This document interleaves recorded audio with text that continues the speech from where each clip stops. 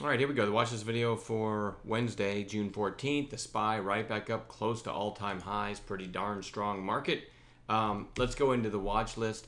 I think Pandora, the letter P, is due for a nice bounce, and it certainly extended down here. Nice volume today and a nice bottoming tail. If you look at the intraday action, you had a really nice intraday reversal.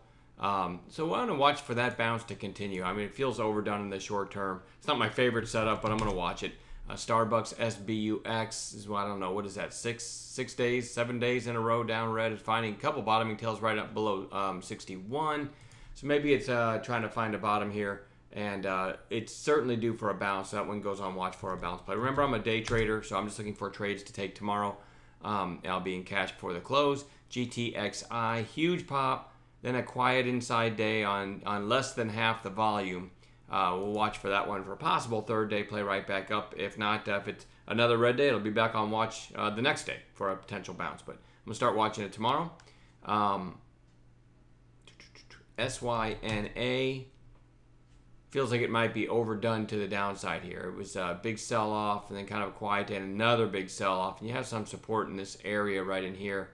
It did catch some buying right at the end of the day, though. I was kind of hoping it wouldn't, because this is part of the move I would like to try to catch tomorrow in it. A lot of times, if something's just way overdone in the short term, you can catch a nice bounce in it. Not a huge fan of bounce plays, but I've got a few on watch for tomorrow. HTZ, nice little volume spike. I've been kind of watching this one lately for some kind of bottoming pattern.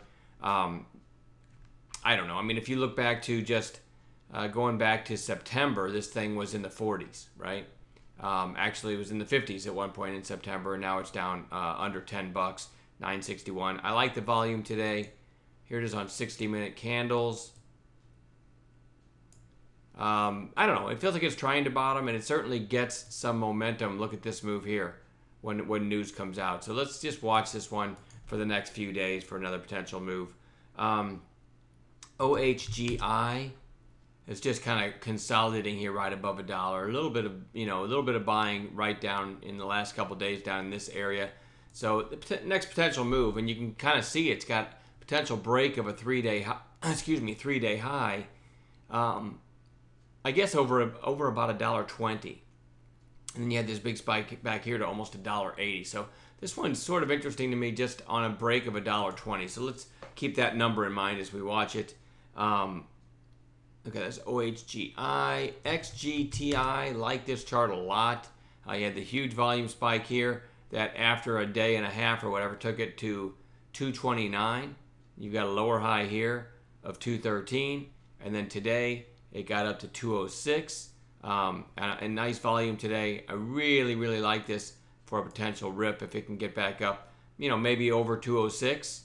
Then you have another potential catalyst of 214, and then it could maybe get up above this high over 229 and then maybe squeeze. So I like the setup here on this XGTI a lot.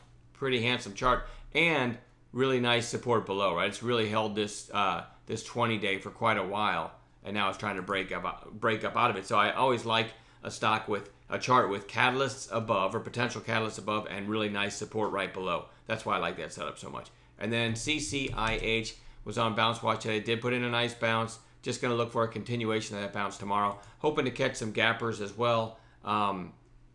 Real quick, the highlight. You know what? I should probably put MOSY on watch too. You know what? I'm going to add that to the watch list. MOSY. Adding it to my list as I'm speaking here. Because, this is huge volume, and it had a nice range. I don't like the fact that it gave a lot of it back, but I still want to watch it, okay? Wayne today called this in chat. Well, I have to almost show you 1-minute candles, right? Let's do that. I have to almost show you 1-minute candles. He said he called this over, and these are the opening 1-minute candle. He called this over 175. Okay, a little bit of a different kind of setup for our room, but it made perfect sense. Look what happens. Gets through 175 right there, and I mean, went quickly to 235. Remember, these are 1-minute candles, and then we go to 5-minute. Ended up ultimately going to 270 from a 176 entry. That is such a good call. The reason for the call, first of all, I had early volume as I just showed you, and you look to the left and you had yesterday's high of 175. So Wayne was looking for a break of yesterday's high, And if I switch to 15-minute candles, and I'll take the opening candle out of it, you can kind of see a trend line here. Boom, boom, boom, right? So really clear trend line. If we get over that 175, we've got what we call stacked catalysts. You got a possible break then of this other little bit higher high, 180, and then a possible break of 194, and then the whole number could be an inflection point above that. So we had what we called stacked catalysts. Well, this was a break over 175. So there's a catalyst, and there's a catalyst, and I also call the whole number 2 a catalyst. And you can see how quickly it knocked down those dominoes. Just a fantastic call by Wayne. He does that a lot. All right, anyway, I'm going to quit babbling. We'll see everybody tomorrow. Have a good night.